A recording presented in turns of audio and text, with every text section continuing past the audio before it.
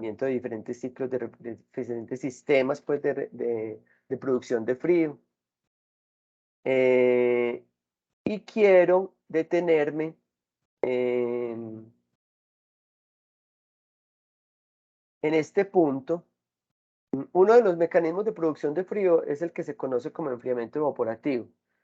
Y lo que se logra con este sistema es que a partir de la evaporación del agua, digamos a temperatura ambiente, el agua le roba calor al ambiente, le roba calor al aire en ese proceso de evaporación. Para que el agua pase de estado líquido a estado gaseoso, él tiene que robar energía y la roba del mismo ambiente, es decir, del aire circundante.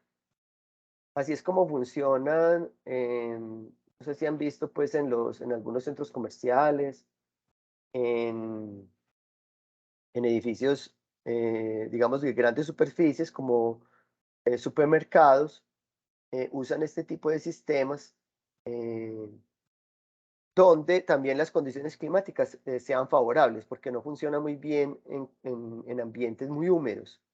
Porque como él tiene que evaporar el agua solo se evapora en ambientes que no estén saturados o que no estén cerca a situaciones de saturación. Ahorita vamos a ver un poco de qué se trata eso.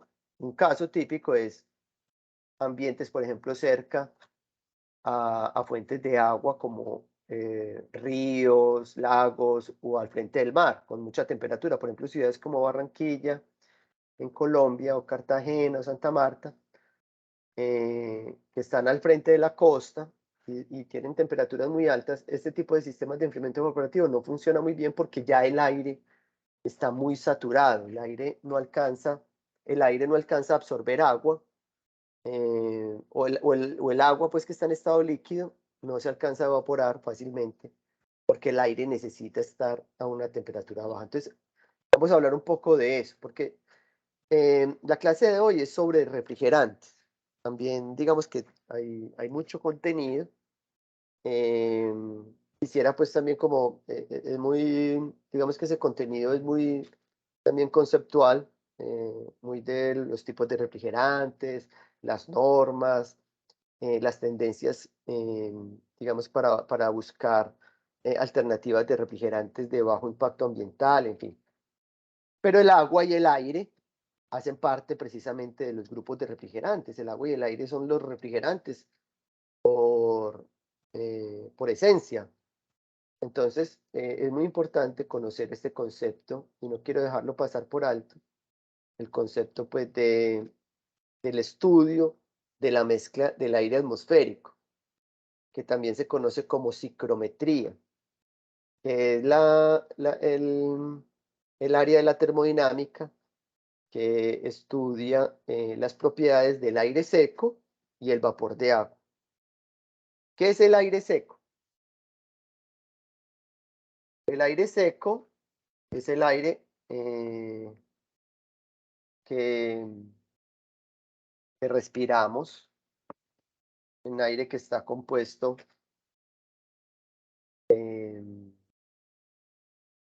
principalmente de oxígeno y nitrógeno, oxígeno más o menos en el 21% y nitrógeno en el 79%. Ahí, digamos que no es exactamente esto, hay otros, está el CO2, el argón, el helio, en fin, hay contaminantes, pero que son menores al 1%, ¿cierto? Son casi que despreciables. Una característica del aire, de cómo se trata el aire, sobre todo cómo se trata en términos termodinámicos, como propiedades, es que el aire se comporta como si fuera lo que habíamos hablado en la clase, en la primera clase, como una sustancia pura, ¿cierto? El aire realmente no cambia esta proporción ni con la temperatura ni con la altura, ¿cierto? Ni con la temperatura ni con la presión atmosférica. El aire seco no cambia. Mucha gente dice, es que a mayor altura hay menor oxígeno. No es que haya pues no es, hay menor oxígeno, pero por unidad de volumen, ¿cierto? Porque digamos que todos los gases que están digamos que digamos que hay un metro cúbico, esto tiene un metro cúbico, digamos un área de estudio, estas partículas de aire, ¿cierto? Que aparecen aquí como de color blanquito, cuando estamos a presiones, ¿cierto? A presiones bajitas, o a presiones altas, perdón, presiones atmosféricas cercanas a un bar, ¿cierto? O a 101,3 kilopascales, que es lo mismo, o a 14,5 psi, también que es lo mismo, pero en diferentes unidades. Cuando estamos a bajas presiones, lo que pasa es que estas moléculas están más cerca unas de otras. Entonces, hay una propiedad que se llama el volumen específico, que relaciona los metros cúbicos por kilogramos que hay de aire.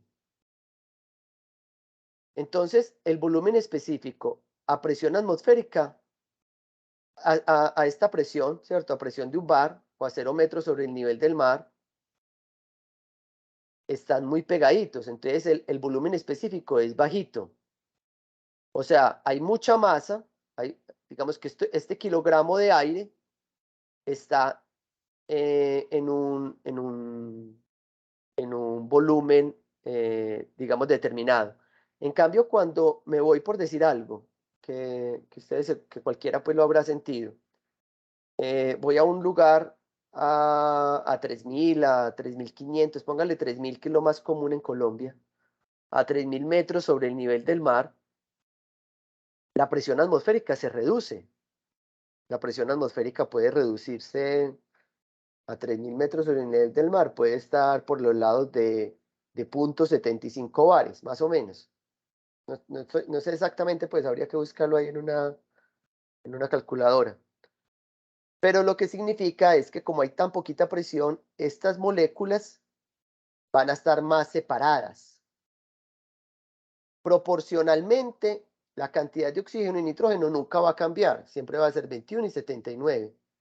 Pero todas las moléculas de nitrógeno y todas las moléculas de oxígeno están más separadas unas de otras.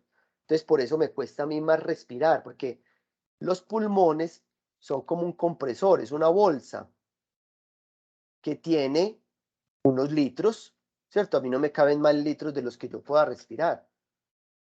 Uno en una bocanada de aire podrá respirar por ahí unos 10 litros, le pongo yo, ¿cierto? No más, puede ser menos, en los dos pulmones, pero son alrededor de 10 litros. En esos 10 litros, cuando la presión es muy bajita, cuando estamos a una altura muy alta y una presión muy baja, la masa de oxígeno y nitrógeno es más bajita. Entonces van a haber menos moléculas de oxígeno y de nitrógeno que las que habrían, digamos que este es el mismo pulmón, pero a presión atmosférica, de las que habrían a nivel del mar, ¿cierto? Hay mucho más moléculas. Entonces, en una bocanada de aire me entra más oxígeno que si estuviera a 3.000 metros. Entonces, la proporción es la misma. Entonces, por eso decimos que el aire no cambia, digamos que en el rango donde una persona, o donde, digamos, sí, donde una persona puede habitar, que puede ser entre los 8.000 metros sobre el nivel del mar, que es en el Everest, hasta un poquitico inclusive por debajo del nivel del mar. En ese rango, uno dice que el aire se comporta como una sustancia pura, porque las presiones tampoco es que cambien demasiado. No cambian como las que cambiarían, por ejemplo, en un sistema de compresión de aire. O sea, las presiones son muy altas y, en fin. Bueno, entonces decimos que la presión atmosférica, esta presión atmosférica realmente es la suma de dos presiones, la presión del aire seco, que es este aire, y la presión del vapor de agua. El vapor de agua, lo representamos como estas bolitas amarillas. Hay agua, H2O, en estado gaseoso, que también ejerce presión sobre la atmósfera. Entonces hay que considerarlo en la presión atmosférica. Es decir, de estos 101 kilopascales, una fracción de la presión que ejerce es a causa del vapor de agua. Si yo le retiro el vapor de agua a este aire, la presión va a ser menor. ¿Ya? Entonces, eso es partiendo de ahí. Cuando hay mezclas, esto es lo que se conoce como la ley de Dalton, ¿cierto? La ley de Dalton que habla sobre mezclas de gases. Entonces, los gases en proporción a su cantidad también influyen en la presión del gas. Si yo meto, digamos que si yo soy capaz de sacarle el oxígeno al aire, entonces la presión va a disminuir. O si yo le meto más oxígeno al aire, entonces la presión va a aumentar.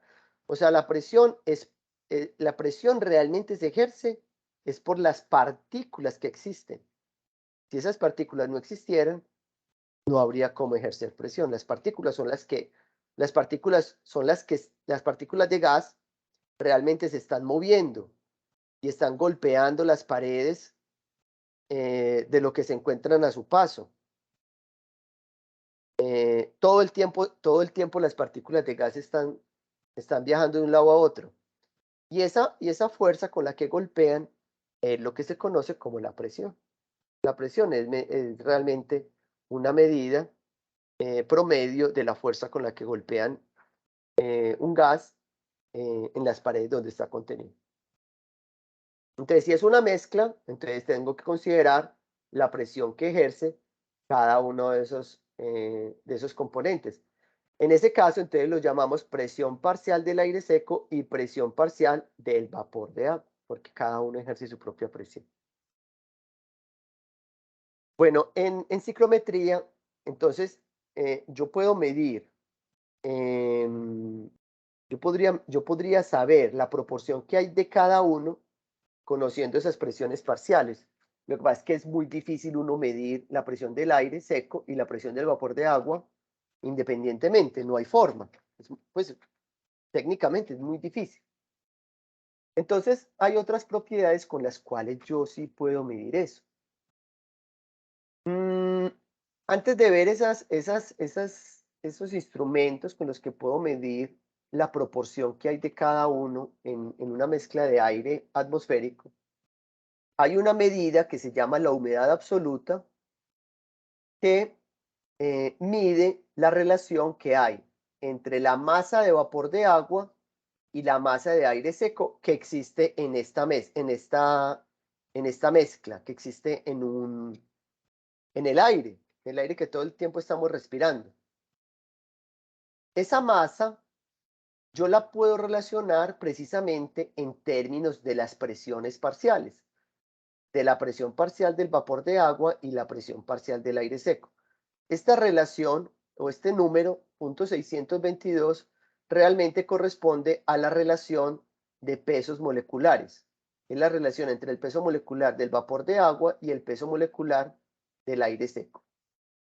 Pero fíjense qué tan interesante que yo puedo relacionar una medida de concentración en función de las presiones. Pero entonces vuelve y juega. ¿Cómo mido la presión del vapor de agua y cómo mido la presión del aire seco por aparte? Entonces, más bien, busco, hay una forma de uno poder medir, es más fácil medir la presión del vapor de agua, la del aire seco es muy difícil. Entonces, la del aire seco simplemente la despejo de la presión atmosférica. La presión del aire seco, de acá de esta ecuación, es igual a la presión atmosférica menos la presión del vapor de agua. Entonces la despejo acá. Esta ecuación es igual a esta, pero simplemente yo lo pongo todo en términos de la presión atmosférica y la presión del vapor de agua. O sea, solamente necesito dos datos. Y uno de ellos El de la presión atmosférica es muy fácil de obtener. Ese sí, pues no es sino meterme en internet y decir, ve, ¿cuál es la presión atmosférica en Bogotá? Ah, ¿cuál es la presión atmosférica en Lima? ¿Cuál es la presión atmosférica en Managua? ¿Cuál es la presión atmosférica en Bucaramanga? Y ahí mismo en internet me sale. Las estaciones meteorológicas que hay en casi todas las ciudades del mundo generalmente miden la presión atmosférica. ¿Estamos claros hasta ahora? No sé si me van entendiendo estos conceptos. Ay, David. Ah, sí, estamos grabando, ¿cierto? Ahí está el botoncito rojo. Sí, sí, está bien. Yo lo puse a grabar cuando empezaste. Listo. Entonces, ¿hay dudas? ¿Estamos bien? Vamos, avanzamos.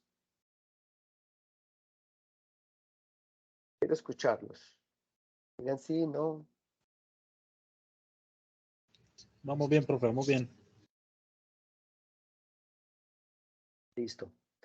Entonces, resulta que hay un instrumento que sí puede medir la presión del vapor de agua, que uno lo puede medir.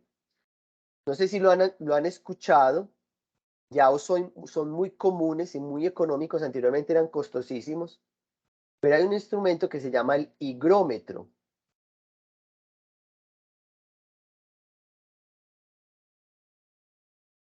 ¿Cierto? El higrómetro es capaz de medir directamente la humedad relativa. ¿Y qué es la humedad relativa? ¿Qué es? La humedad relativa relaciona la cantidad de vapor de agua que hay en una mezcla de aire seco y vapor de agua, ¿cierto? La cantidad de vapor de agua que hay acá también es esta misma, ¿cierto? De la humedad absoluta, con la cantidad de vapor de agua máxima que puede contener ese mismo aire a esas mismas condiciones de presión y temperatura.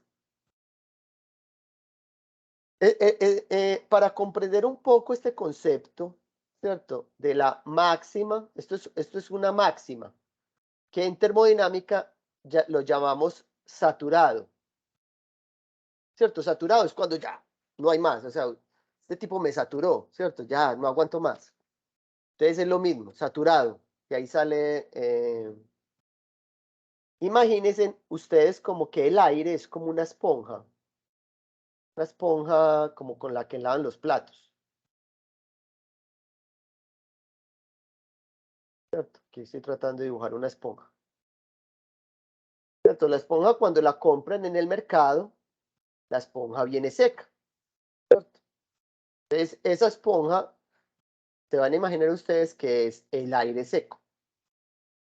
Pero esa esponja, por algún motivo yo empiezo a dejarle caer agua encima, goticas de agua.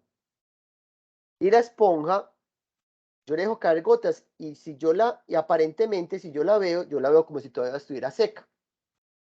Pero si yo la pesara, ¿cierto? Si yo la pongo aquí en una báscula y miro el peso, yo veo que realmente el peso está aumentando. Entonces eso es humedad que ya le he metido. Yo puedo seguir metiéndole agua, le meto más agua y más agua y más agua y más agua. Esto va aumentando y aumentando y aumentando y aumentando, hasta que ya en un momento la esponja le metió una gotica y ya él botó una gotica por acá, ¿cierto? Ya le empieza, ya él no es capaz de absorber más agua. Entonces, en ese momento, cuando yo le eché ya esa última gotica, que por aquí salió otra, entonces decimos que ahí la esponja se saturó. O sea, la relación entre la masa de la esponja seca y la masa del agua, decimos que está saturado. Y la relación entre, si el valor de la cantidad de agua que tiene la esponja y la cantidad de agua necesaria para que se sature son iguales, entonces decimos que estos dos valores son iguales, ¿cierto? Decimos que están saturados. Y ahí es cuando decimos que la humedad relativa llegó al 100%.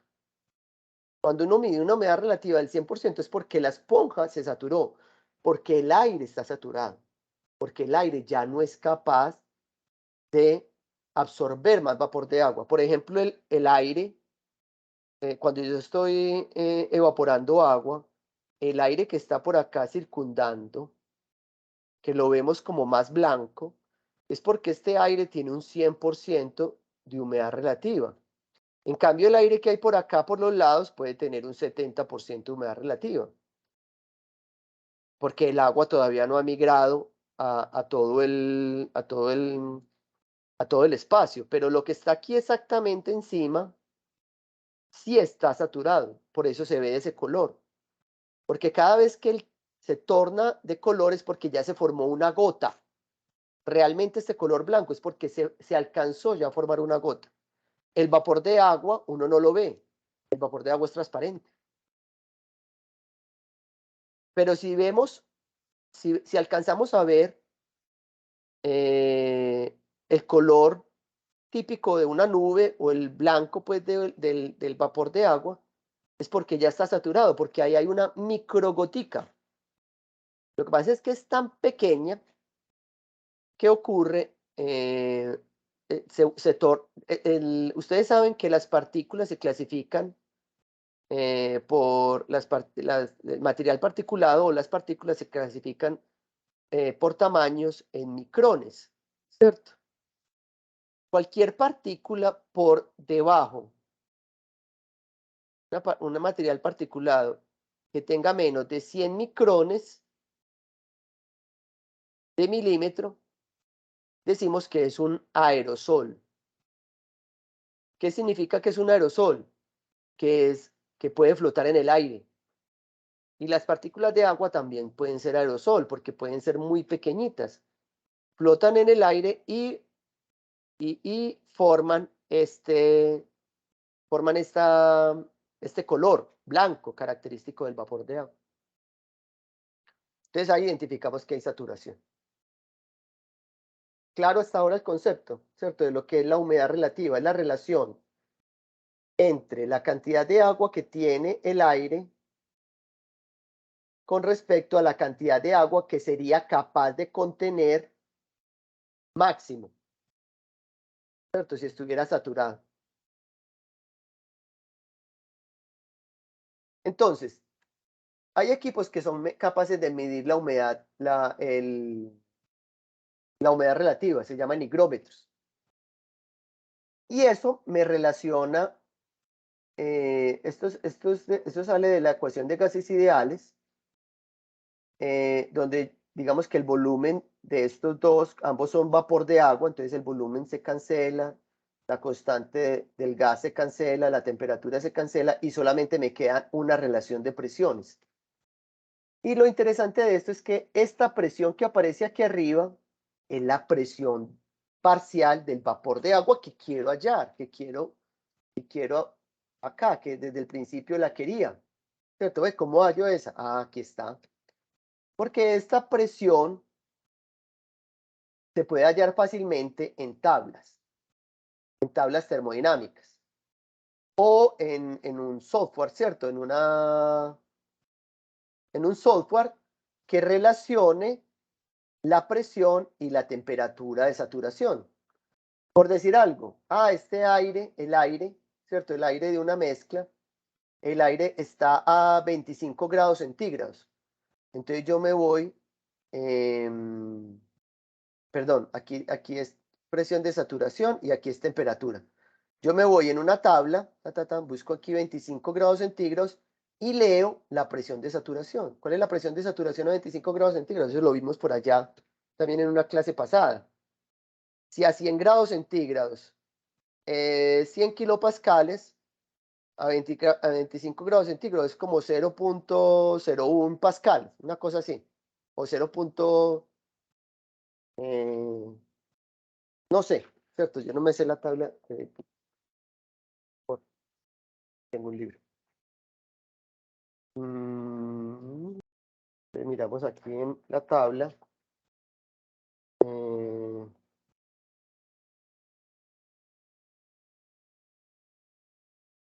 El libro de Sengel el libro guía que nosotros usamos, es la tabla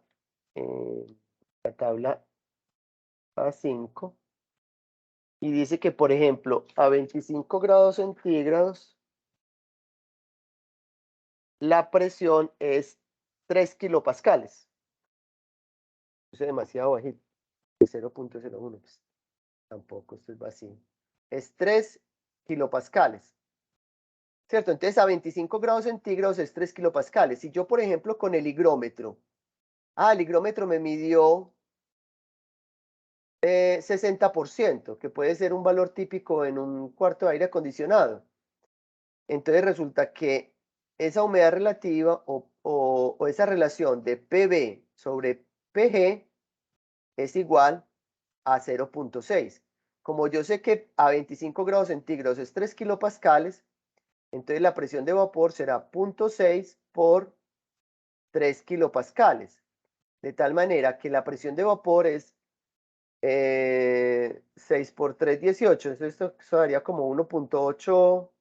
No, perdón. 0.18. ¿Cuánto da 0.6 por 3? 1.8. Está bien. 1.8, sí. 1.8 kilopascales. Qué pena aquí el desorden. Entonces, si la presión atmosférica, por ejemplo, es 100 kilopascales, entonces yo sé que la presión de aire más la presión de vapor va a ser igual a esos 100 kilopascales. Entonces yo podría saber aquí que la presión de aire es igual a 100 menos 1.8 kilopascales. O sea, en este aire, el vapor de agua ejerce 1.8 y el aire seco ejerce 82 kilopascales. No, sí. Si fuera menos 1 sería 98.2. 98,2 kilopascales. La presión de aire seco ejerce 98,2 kilopascales. Y eso me serviría, por ejemplo, para calcular este valor, la humedad absoluta. Y si yo ya conozco la humedad absoluta, puedo saber cuánto vapor de aire hay en un volumen de aire seco. Entonces, para eso sirve el higrómetro. ¿Está claro? No sé si han entendido un poco el concepto.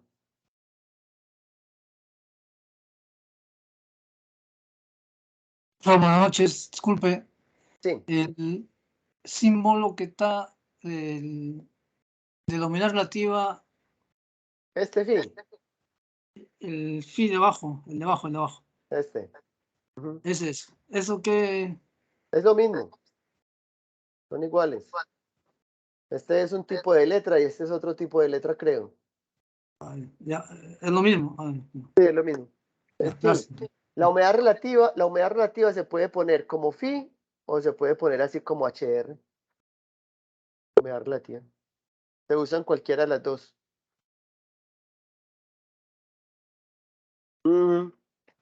Entonces hay higrómetros muy baratos ya. Hay higrómetros que funcionan inclusive para el celular. Se comunican por Bluetooth. Higrómetros pues en pesos colombianos, pues que no superan los 50.000 pesos. De ese tamaño, ¿sabes? La electrónica ha facilitado mucho la medición de este tipo de variables con cierta precisión. En términos de energía, el aire atmosférico, al ser una mezcla, entonces, en este caso, por ejemplo, la entalpía, que me sirve para medir la cantidad de energía que necesito, por ejemplo, para calentar, enfriar el aire, humedecerlo, secarlo, en fin, todo eso, tiene que tener en cuenta tanto la entalpía del aire seco como la entalpía del vapor de agua.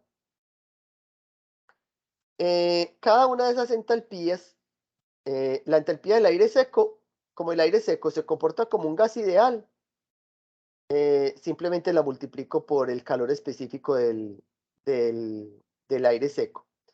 Pero el vapor de agua yo puedo calcular la entalpía del vapor de agua a partir de la entalpía de evaporación del agua, que a 0 grados centígrados es más o menos 2500 kilojoules kilogramo. Entonces, esto que se llama aquí Hg, ¿cierto? Se puede calcular más o menos con esta ecuación. 2500 más 1.82 a la temperatura que yo esté. Entonces es como una aproximación que digamos es bastante, digamos el error es admisible. Anteriormente, antes de que existieran los higrómetros, existían lo que se conoce como los ciclómetros.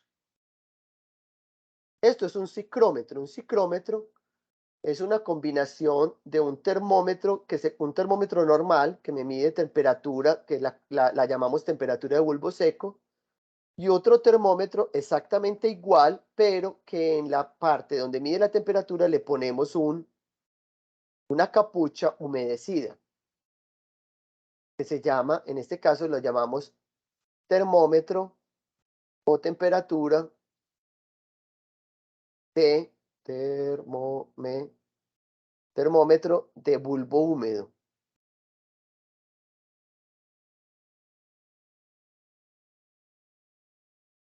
¿Cuál es el concepto de la temperatura de bulbo húmedo? Es que el aire, cuando pasa por ese bulbo, lo que sucede es que el agua que está en el bulbo empieza a evaporarse y entonces roba calor y hace que la temperatura del termómetro disminuya. Entonces pasa un poco lo que se describe aquí en este diagrama, temperatura, entropía. Esto no lo tienen que entender ustedes, pero lo que sucede es que el aire empieza a enfriarse hasta que llega al punto de saturación. Entonces lo que estoy midiendo ahí es como si yo artificialmente saturara el aire. ¿Ya? Entonces, digamos que no me voy a detener mucho acá, porque esto pues es un poco más complicado, pero yo con la temperatura de bulbo húmedo, que sería esta temperatura 2, podría calcular la humedad absoluta. Se puede. Pero eso ya no se usa tanto. Ya el ciclómetro, ya hoy en día pues con las facilidades que hay del higrómetro, ya eso prácticamente no se usa. Este es como para explicar precisamente cómo la temperatura de bulbo húmedo sirve para calcular todas las propiedades ciclométricas del aire. Todas las propiedades ciclométricas del aire se condensan en un diagrama que se llama la carta ciclométrica. La carta ciclométrica tiene en este eje la temperatura de bulbo seco, que se mide con un termómetro convencional. Tiene la humedad absoluta, también se conoce como humedad específica o W, la humedad relativa, que son estas curvitas. La primera es saturado, es al 100%, y a medida que me voy alejando de este punto, va disminuyendo la humedad relativa. La temperatura de bulbo húmedo, la entalpía y el volumen específico, ¿cierto? Aquí, digamos, en todas estas rayas que se ven acá, corresponden a cada una de estas líneas. Y entonces, dependiendo donde yo esté, si yo, por ejemplo, puedo medir una temperatura, por decir algo acá, en algún punto, y mido la humedad relativa, yo podría saber, por ejemplo, si estoy en una zona de confort, porque esta zona de confort hay un estándar, ASHRAE, y hay otros estándares, pues también internacionales de calidad de aire, que de acuerdo con diferentes tipos de estudios, dicen cuáles son las condiciones de temperatura de bulbo seco, humedad relativa, en las cuales las personas se sienten confortables, ¿cierto? Sienten que tienen una buena condición de salud o de anímica, en fin. Si yo estoy muy alejado de ese punto, entonces me alejo de esa zona de confort. ¿cierto? Si me puedo alejar hacia abajo, con mucha temperatura, con baja temperatura, con mucha humedad, con baja humedad. Si salgo de esa zona de confort, entonces digamos que no estoy adecuando bien el aire. Estos son algunos ejemplos, pues, de procesos ciclométricos. Tampoco me voy a detener mucho ahí. Son problemas, pues, que ustedes, espero, pues, que los puedan ver ahí en las memorias.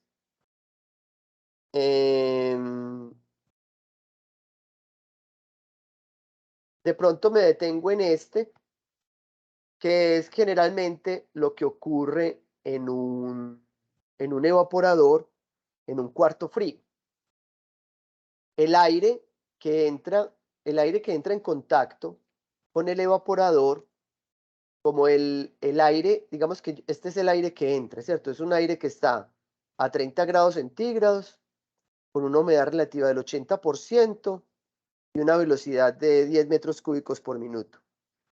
Resulta que este aire, como está al 80%, si yo lo enfrío un poquito, o sea, si me voy por acá y lo enfrío un poquitico, fácilmente llego al punto de saturación. ¿Cuál es el punto de saturación? Ah, lo mido acá, ¿cierto? Es la temperatura que tenga acá. O lo mido con un higrómetro. Lo puedo medir con un higrómetro, a ver si por acá me sale ese valor.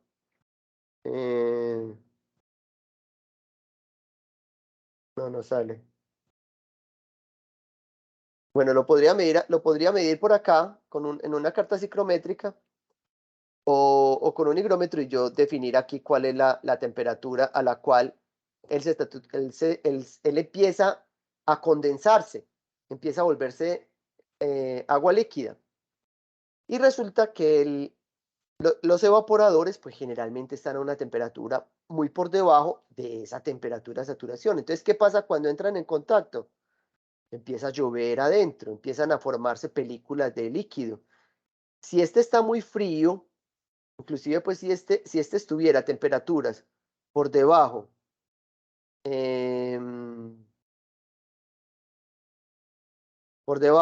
a temperaturas por debajo de 0 grados centígrados, entonces aquí se me empieza a formar escarcha, ¿cierto? En este caso, para este ejemplo, la temperatura de superficie de este serpentín es de 14 grados centígrados. Entonces, estos 14 grados centígrados están muy por debajo de esta temperatura de saturación. Entonces, el aire, el vapor de agua en el aire que entra en contacto, va a hacer que parte de ese agua se precipite, se condense. Entonces, el aire que va a salir con una humedad absoluta más bajita. Entonces, por eso es muy importante uno conocer este valor de humedad absoluta. Esta humedad de valor absoluta me dice cómo cambia el aire entre la entrada y la salida. Aquí, por ejemplo, decimos, el aire salió con 100% humedad relativa, pero salió con menos agua. La cantidad de aire seco se conserva, eso es lo que dice acá. El aire seco que entra por acá es igual al aire seco que va por acá y es igual al aire seco que va por acá. O sea, eso no le tiene por qué pasar nada porque el aire seco no se va, en ciclometría se conoce como incondensable. En cambio, el vapor de agua que entra por acá es diferente al que sale por acá. El que entra por acá, el agua que entra por acá es diferente al agua que sale por acá. Por aquí sale más poquita, porque una parte del agua se removió porque quedó pegada del condensador. El condensador la absorbió. Entonces, si yo hiciera un balance de agua, el agua que entra por 1 debe ser igual al agua que sale por 2 más el agua que sale por acá condensada. ¿Listo?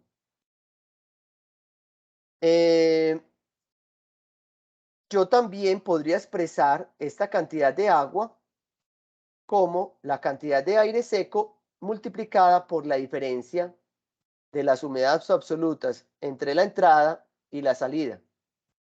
Estos son datos que se pueden calcular fácilmente. Pues este Coolpack precisamente tiene un programita, o hay programitas también en el celular que te permiten calcular conociendo, en este caso, por ejemplo, la temperatura, la humedad relativa y la presión atmosférica, te permite calcular la humedad absoluta a la entrada.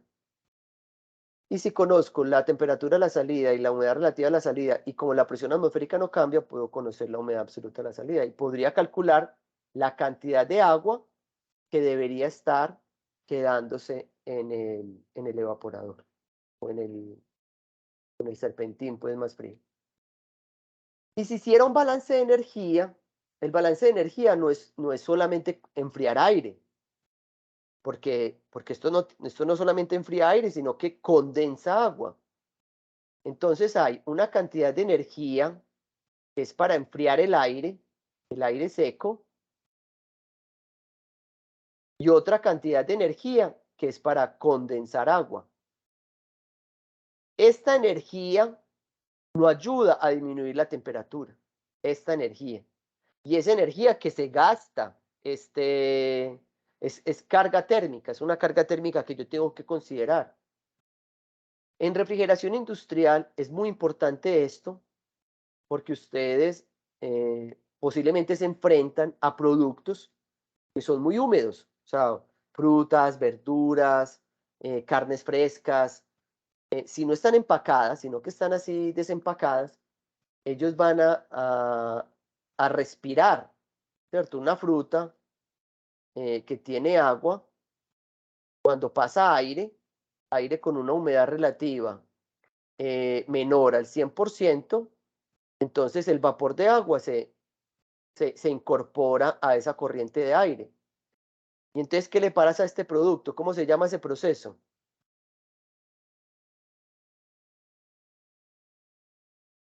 Secado, ¿no?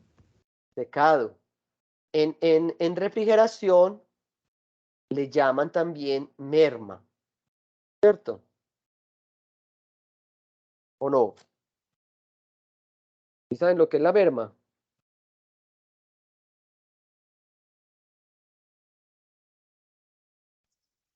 Es esa pérdida de peso porque como se deshumidificó, perdió agua y Exactamente. perdió peso a la carne. Uh-huh. Y entonces, como lo que vende el carnicero son kilos de carne, entonces esta merma finalmente son pesos, ¿cierto? Entonces, hay que tener mucho cuidado. Cuando ustedes ya estén viendo allá con los otros profesores el diseño de estos evaporadores, tienen que tener cuidado con la temperatura de la superficie, la temperatura del aire, mantener la humedad relativa en ciertos rangos para que esta merma sea la mínima posible, porque es que estos son pesos y hoy en día la comida está muy cara, ¿cierto? Y sobre todo que son las utilidades de cualquier empresa. Simplemente aquí, pues lo que hicimos fue reemplazar, ¿cierto?, los datos. Aquí obtuvimos la entalpía, la humedad absoluta, a la entrada y la salida, el volumen específico. Obtenemos el flujo de aire seco, la cantidad de agua que se evapora. En este caso, entonces, de estar pasando 11 kilogramos por minuto de aire seco, se están condensando 0.13 kilogramos de agua, le estoy retirando ese aire seco. Para poder enfriar este aire y condensar esa agua, necesito sacarle 511 kilojoules por minuto. Esta es mi carga térmica, que una parte es al aire seco, que es esta, y otra parte es por condensación. Fíjense que este valor es este y este valor es este.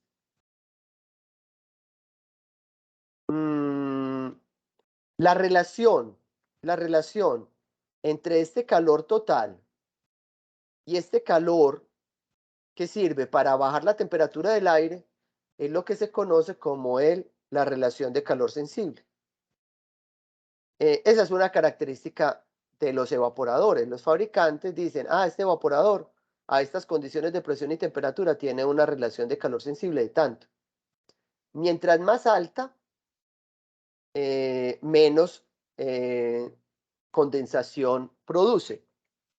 Entonces, hay veces lo que se quiere es secar el aire, otras veces lo que se quiere no es secar el aire. El aire realmente en los cuartos fríos, ¿cierto? Vuelvo aquí, pinto aquí el producto y aquí está el evaporador. El aire realmente es un medio de transporte para llevar agua de un lugar a otro. Y eso es digamos que eso es un problema importante desde el punto de vista de diseño. ¿Listo? Entonces, por eso quería tocar este tema de ciclometría, porque seguramente ustedes más adelante lo van a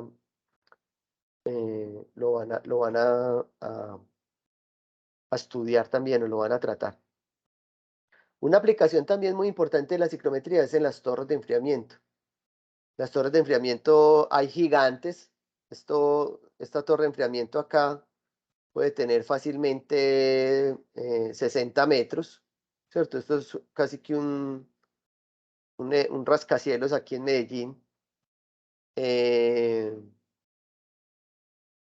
Son gigantes y hay torres de enfriamiento pues también pequeñas, ¿cierto? De un par de metros, de 2 metros, de metro y medio. Que lo que hacen es que precisamente aprovechan el intercambio de calor entre el agua que se evapora y el aire que pasa para enfriar agua, ¿cierto? Y esa agua, digamos que es muy útil para los condensadores de los sistemas de refrigeración enfriados por agua, con los cuales puede obtener temperaturas de condensación más bajas que las que obtendría con un condensador de aire, ¿cierto? Entonces son dispositivos muy interesantes para eh,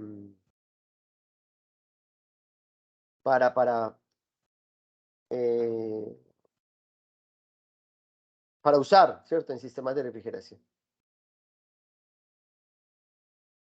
Listo. Entonces, con esto estamos terminando esa parte pues de ciclometría de la clase pasada, donde les estaba hablando pues sobre los ciclos termodinámicos y los métodos de producción de frío. Y la ciclometría pues hace parte un poco de esos dos mundos, de los ciclos, porque también digamos que en ciclometría hay procesos, hay ciclos, pero también es un refrigerante. Entonces, vamos a ver a continuación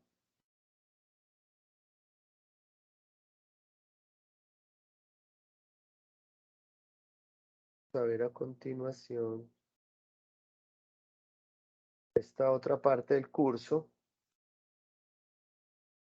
que son los refrigerantes.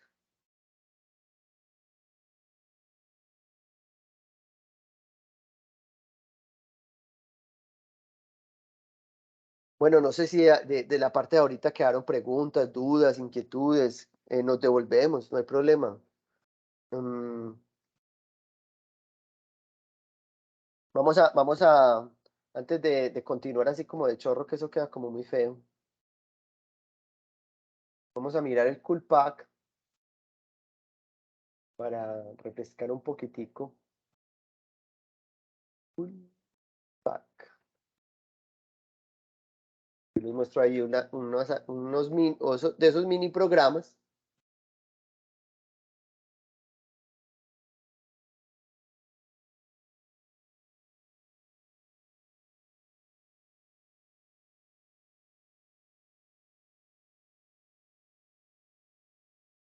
Chico.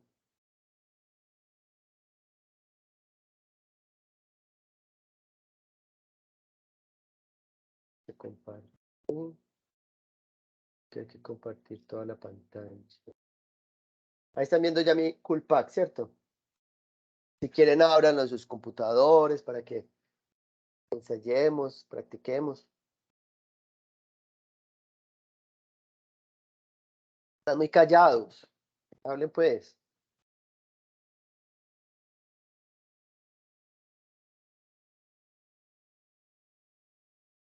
muchachos. No van a hablar, o es que estoy hablando solo. No, profe, aquí estamos poniendo cuidado. Acá estamos, profe. Bueno. ¿Qué tal lo de la ciclometría? Interesante, ¿no? ¿Lo comprendieron? Bien, ahí uno se acuerda de cositas que vio en termodinámica, pues al menos yo en termodinámica 2, eso sí era muy importante, la ciclometría. Y Por ahí lo de está las cartas ciclométricas, pues también ahí Ah, uno se acuerda más o menos. ya. Y María Alejandra, cuente a ver, cómo se ha sentido? Hola, buenas noches. Buenas noches.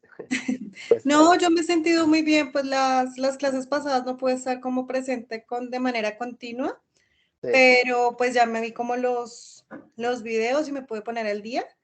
Y no, sí, le he podido coger el tiro y he ido entendiendo los temas. Sí, sí le llevo el tiro a la temática. Qué bueno, María. ¿Te gusta más Alejandra, cierto? O María Sí, Alejandra. señor. Alejandra. Bueno, Sí. Alejandra, la ciclometría es importantísima para todo, para tanto pues como desde el punto de vista de lo que hoy estamos viendo, ¿cierto? Lo que se trata el diplomado, que es la refrigeración, lo que les mencioné pues de la merma, de los productos y todo, sino también para la salud, ¿cierto? Las personas generalmente en ambientes muy húmedos, eh, proliferan bacterias, hongos, moho, que, que enferman fácilmente a las personas. Y en ambientes muy secos también se enferman las personas porque el aire muy seco, cuando entra en las vías respiratorias, se absorbe toda la humedad del cuerpo y entonces seca las vías respiratorias, entonces nos da tos, nos da, hay que tomar mucha agua para mantenerlas, porque las vías respiratorias cuando se secan se irritan fácilmente, producen entonces dificultades. Eh, entonces es bien importante tanto para la refrigeración como para el aire acondicionado. Listo, para que lo tengan en Tengo cuenta. una pregunta. Sí. O sea, las personas tienen una zona de confort, pero digamos los productos también lo tienen.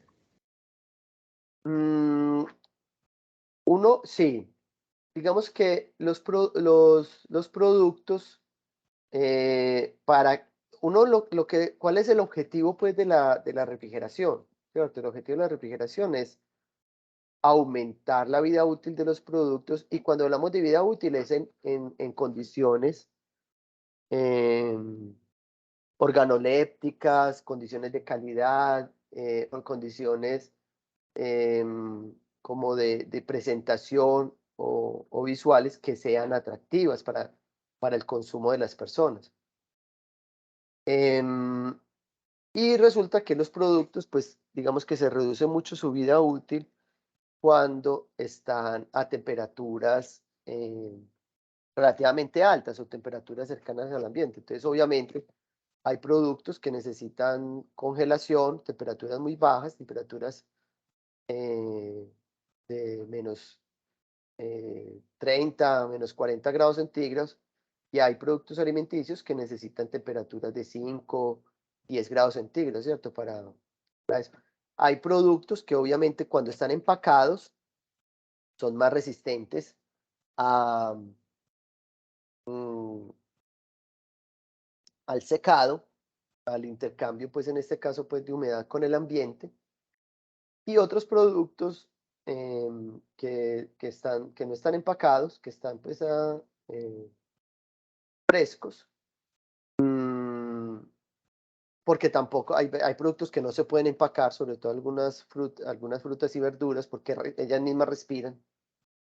Entonces, son susceptibles a esos procesos de secado y la humedad habrá que mantenerla en ciertas condiciones. Pero sí, digamos que son muy disímiles o son muy amplias y uno diría pues como aunque no escucho pues el término que esté en la documentación técnica, pero sí hay unas condiciones adecuadas pues para mantener cierto tipo de productos. Bueno, yo no sé si de pronto ya abrieron el Cool Pack. Aquí en estas pestañitas que hay aquí arriba, aquí aparecen las de las tablas de los refrigerantes, ¿cierto? Aquí hay una de varios ciclos de refrigeración que vimos también en la clase pasada. Aquí hay una también para diseño de sistemas de refrigeración, otra para evaluación de sistemas de refrigeración, y esta que se llama Cool Tools Auxiliary. Y en ella hay, ¿cuántos? 1, 2, 3, 4, 5, 11, 12. Hay 14 programitas. 14 programas que consideran pues diferentes elementos del sistema de refrigeración o utilidades. Miremos, por ejemplo, este primero, que es prácticamente una carta ciclométrica. Voy a dar clic.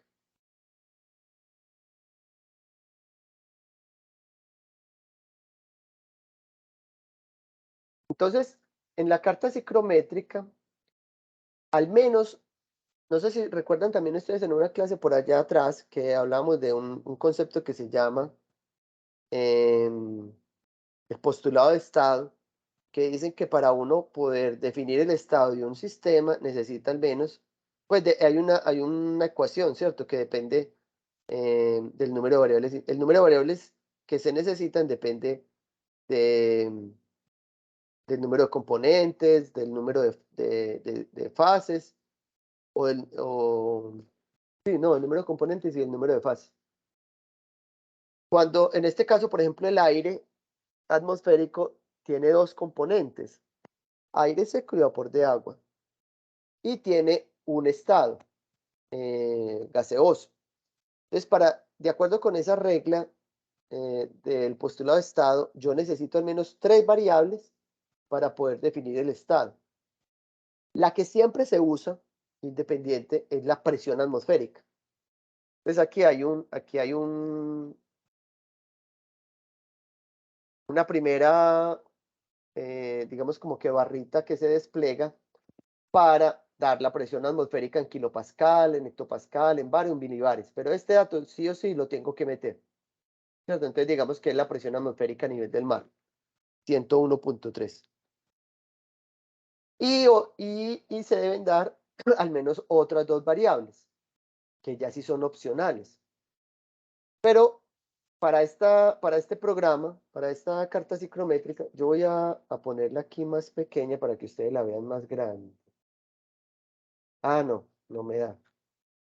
Voy a ver si, esperen, es que yo creo que este tamaño está muy pequeñito. Voy a ver si puedo compartir solamente el programa y de esa forma se vería un poquito más grande. Ah, no, pero no, yo creo que sí me puse a tener.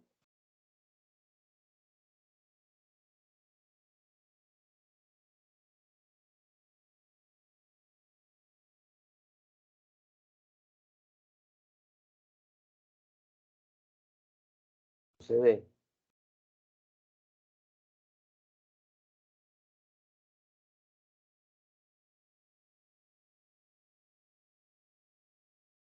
Sí, tan raro. Este programa no se deja compartir como solo.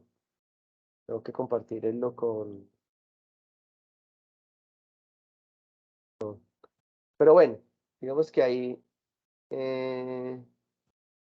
pero pues que lo alcancen a ver un poco. Bueno, en sus propios computadores, que sería lo ideal. Entonces, como es una mezcla, necesito 3 variables. La primera, la presión atmosférica. Y las otras 2 pueden ser temperatura o humedad relativa, temperatura de bulbo húmedo, temperatura de punto de rocío, humedad absoluta o temperatura de bulbo, humedad relativa, temperatura de punto de rocío, temperatura de bulbo húmedo o humedad absoluta. Tanto cualquiera de esas, al menos una de estas otras, la temperatura de bulbo seco y la temperatura y la presión atmosférica. Entonces, en este caso, yo le digo calcular, entonces él me calcula todas las propiedades.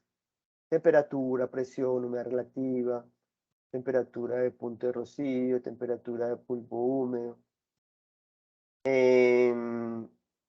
Aquí, por ejemplo, la densidad, la entalpía, calor específico, la viscosidad, la conductividad térmica.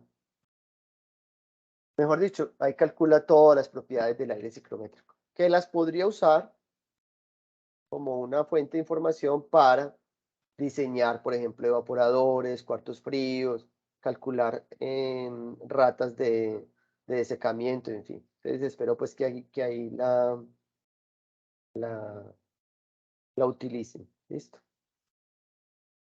Bueno, y el otro programa que también es muy importante desde el punto de vista de la ciclometría es este otro, este que aparece acá. Ay, ahí no se alcanzó a ver.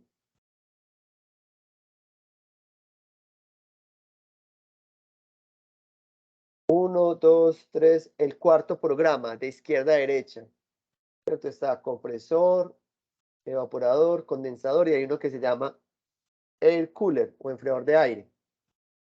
Ese air cooler, que ya lo ven aquí ustedes abierto, me muestra precisamente ese mismo ejercicio que vimos ahorita, donde hay un aire que entra en contacto con una superficie más fría y entonces el aire sale más seco, es decir, con menos humedad y hay una cantidad de agua que o se deposita en la superficie o se condensa, ¿cierto? Aquí puedo tener un plato. Entonces, digamos, el mismo ejercicio que vimos ahorita, digamos que aquí entramos a 30 grados centígrados, entramos con una humedad relativa del 80%, y afuera tenemos una temperatura, perdón, así, la temperatura de salida del aire va a ser de 14 grados centígrados. Ah, bueno, en este programa adicionalmente le puedo poner la temperatura de la superficie, no necesariamente tiene que ser la temperatura de salida del aire, porque esto pues digamos que no es un intercambiador ideal. Entonces yo puedo poner la temperatura de la superficie a una temperatura pues obviamente por debajo de la temperatura de saturación de la entrada del aire, lo puedo poner, no sé, a 0 grados centígrados. Entonces fíjense que él me entrega las condiciones de salida del aire. Observemos, por ejemplo, sale saturado, ¿cierto? Y sale, esta X representa la humedad absoluta. Entonces aquí entró con 0.21 kilogramos de agua por kilogramo de aire seco y sale con 0.009, o sea, o con casi que con 0.01 kilogramos de agua por kilogramos de aire seco. Es decir, le retiré mucha agua. Lo que tiene bueno este programa es que me dice cuánta agua le retiré. Ah, bueno, dependiendo del flujo de aire. Por ejemplo, aquí le metemos, ¿cuánto era el flujo de aire ahorita? Bueno, no sé. Metámosle aquí 100, no tanto. Si le metemos 100 metros cúbicos hora de aire, aquí hay aire seco y vapor de agua. Entonces él me dice, ¿cuánto aire, cuánto flujo másico de esa mezcla hay? 0.032. ¿Cuánto flujo de agua está entrando? 0.0067. ¿Y cuánto flujo de aire seco salió? Miren que aquí entró 0.032 y salió. Sí, no, aquí solamente aire seco, este se conserva entre la entrada y la salida. Lo que está diciendo acá, me dice, ¿cuánto calor le tengo? ¿Cuánto es la carga térmica de este coil? Me dice, es de 1.44 kilovatios. Y por aquí dice, ¿cuánto es la cantidad de agua que estoy sacando por acá? Estoy sacando para 100 metros cúbicos por hora de aire, estoy sacando 1.3 kilogramos hora. Este flujo de aire no es tan grande. Y si yo tengo ahí almacenados en un cuarto frío donde tengo un ventilador que mueva esta cantidad de aire, yo tengo almacenados, no sé, 1000 kilogramos de producto, el sistema podría estar en capacidad en 24 horas de sacar más de 24 kilogramos. No, pues 1.3 por 24, ¿cierto? 0.3 por 24, estaría sacando 31 kilogramos. Si yo dejo eso ahí una semana, estaría sacando 218 kilogramos de una tonelada, o sea, estaría perdiendo el 20% de mi producción. ¿Cierto? Si fuera un producto, pues que estuviera cerrado, o sea, lo que pasa es que estamos suponiendo, pues, que tampoco está entrando humedad de afuera, y generalmente, pues, si abren las puertas y todo eso, entrará humedad de afuera, pero esto es una realidad, y que son situaciones que pasan normalmente, pues, en sistemas de refrigeración.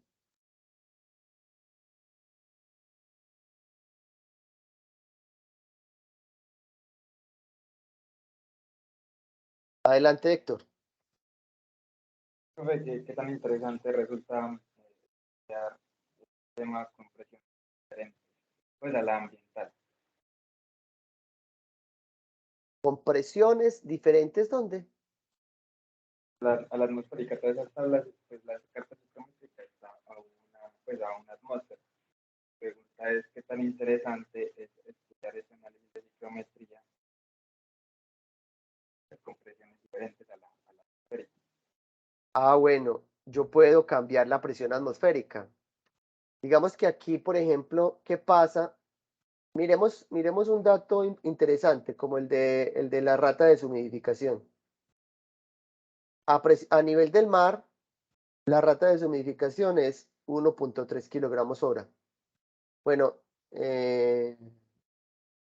eso es directamente proporcional a la demanda, pero bueno, vamos a mirar también 1.44 y 1.3. Vamos a tomarle foto a esto para que nos acordemos. Qué pena. Ah, sí, no estoy compartiendo. Total.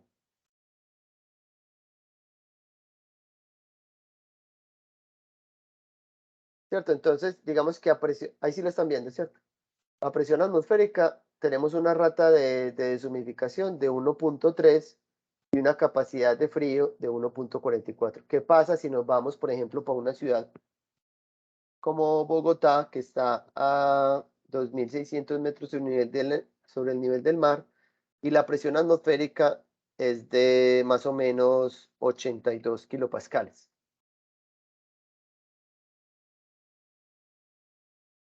Voy a mostrarles aquí la foto que había tomado.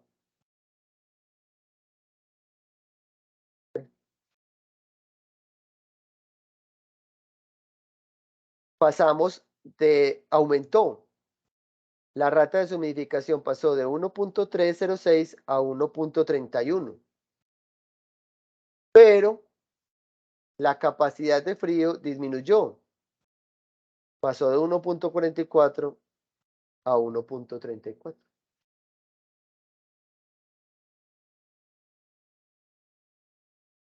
Seguramente, si nos devolvemos, vemos que a estas condiciones de presión atmosférica más bajita, realmente lo que estaba pasando es que está entrando menos agua. Está entrando, perdón.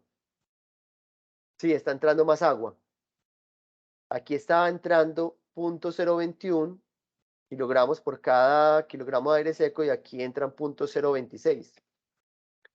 Entonces, al entrar menor cantidad de agua, no, bueno, aquí entra mayor cantidad de agua. Al entrar mayor cantidad de agua, entonces habrá también mayor cantidad de rata de deshumidificación. Porque a la salida también observamos que el aire sale con más humedad absoluta.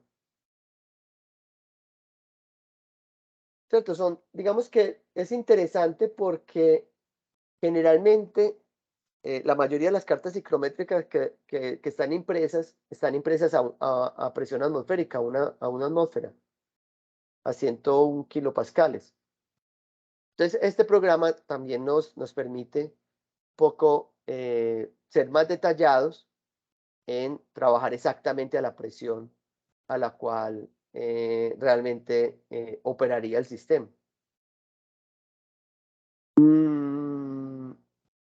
Sí, hay detalles pues que son interesantes. Por ejemplo, la temperatura de punto de rocío es un poquitico más baja que a nivel del mar. Este valor de entalpía es mucho menor a nivel del mar que en Bogotá, ¿cierto? Entonces, ahí, ¿qué pasaría? ¿Qué haríamos? Es un buen análisis que puede uno ir buscando pues, como conclusiones, de acuerdo como con los resultados que vaya encontrando. Entonces, el aire caliente es capaz de cargar más agua, ¿cierto? Sí, así es. Sí, si yo le pongo a esto 40, a estas mismas condiciones, anteriormente teníamos 0.026. Al ponerle 40, pasamos a 0.048. Casi que pasó el doble. La temperatura para el aire es como si en la esponja fuera, como si yo apretara la esponja. A menor temperatura es como si le hiciera presión a la esponja. Y entonces reduce su capacidad. A menor temperatura le reduzco la capacidad de absorber humedad. Y si le quito presión a la esponja, es decir, la dejo que se expanda, es como si aumentara la temperatura. Es más o menos una analogía también que se puede aplicar. Me cuentan cómo les va con el Coolpack. Hagan ejercicios, compártalos ahí en el chat, en WhatsApp. Una pregunta, digamos, ese ratio de deshumidificación es como la tasa de agua que se condensa, ¿cierto? Así es, o que queda en la superficie, puede ser cualquiera de las dos. Ok, pero digamos, si yo quiero hacer eso como, no sé, como un diseño en mi evaporador, primero, pues, ¿cómo obtengo esas temperaturas como similares, ¿no? Porque pues yo sé que exactas no se pueden, pero ¿cómo haría para, por ejemplo, tener la temperatura de la superficie de mi evaporador? Es la temperatura de evaporación. Esas sí son casi que exactamente las mismas. Si yo controlo la temperatura de evaporación, esa es la temperatura de superficie de mi evaporador. Ok, Y y la el de la temperatura, entrada, el de la entrada sí no lo puedes controlar, ese es un dato. Ese sí es el que usted mida, por ejemplo, usted está en un cuarto frío, entonces yo quiero el cuarto frío a tal temperatura. Entonces, ese es un dato. El que uno puede controlar con las variables es la temperatura de salida. La temperatura de salida depende mucho del flujo de aire. Mientras más flujo de aire, voy a salir de acá.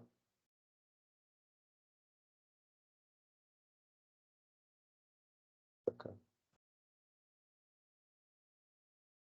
¿Eh? Miren que, por ejemplo, yo podría controlar esta temperatura de salida del aire.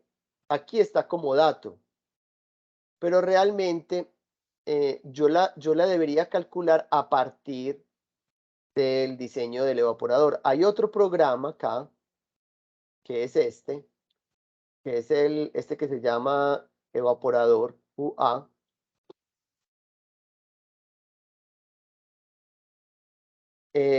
Donde, digamos que para una temperatura dada, yo le pongo aquí 30 grados centígrados, para un flujo de aire dado, 100, y para una capacidad de ese evaporador, vamos a ponerlo por unidad, un kilovatio, esta sería la temperatura de evaporación. Digamos que la temperatura de evaporación yo la voy a poner en 0 también, como para que se parezca al ejercicio anterior. ¿Cierto? Y aquí este también es un dato, digamos que qué tanta energía de este kilovatio se va en deshumidificar. Voy a dejarlo ahí en el 80%. Fíjense que él aquí me está calculando la temperatura de salida del aire. Él dice, si hay un aire que entra a 30 grados centígrados, para este flujo del aire, el aire debería salir a 5.4. Allá en el ejercicio posterior yo lo puse a 14 grados centígrados. Pero eso depende obviamente de la configuración del evaporador, del área. Entonces, si yo tengo un evaporador donde pueda obtener un valor, digamos, como dato, o a partir pues de estos datos, este valor UA, que aquí dice 0.07 kilovatios Kelvin, yo podría, digamos que para este valor, este es el valor de temperatura de salida.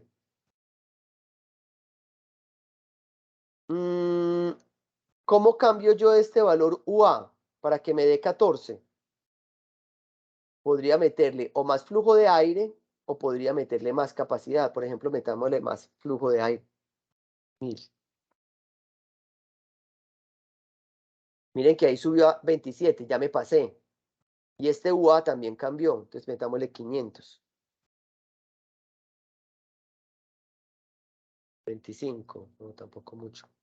Ahorita estábamos en, metámosle 150. Llegamos a 13.6, muy parecido al valor que ahorita habíamos metido. O sea que este evaporador que entra aire a 30 grados centígrados, que tiene una temperatura en la superficie de 0 y una capacidad de 1 kilovatio, todas estas condiciones son muy parecidas a las que había metido ahorita. Entonces, yo podría calcular el tamaño del evaporador considerando esta información que me entrega este programa acá.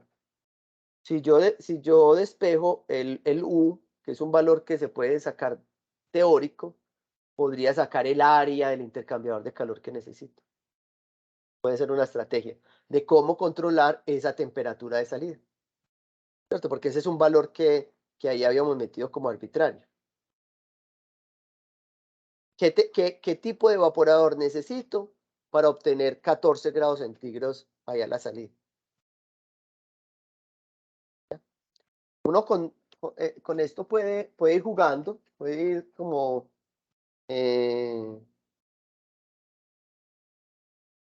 seleccionar, porque aquí digamos que yo digo que el objetivo no es llegar a, pues no todos estamos, sobre todo posiblemente los que están aquí en este diplomado, no tendrán la necesidad de diseñar, ¿cierto? El evaporador, o sea, uno lo compra, ¿cierto? Y lo compra a un fabricante de evaporadores.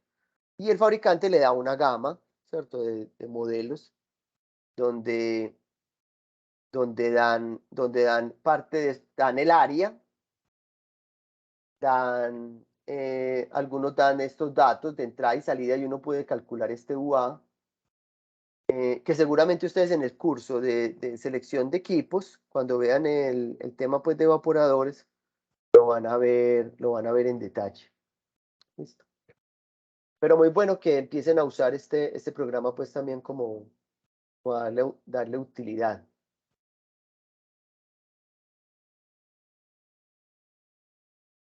Bueno, hagámosle pues ya al de los refrigerantes, que si no, entonces mañana también vamos a tener que hablar de esto.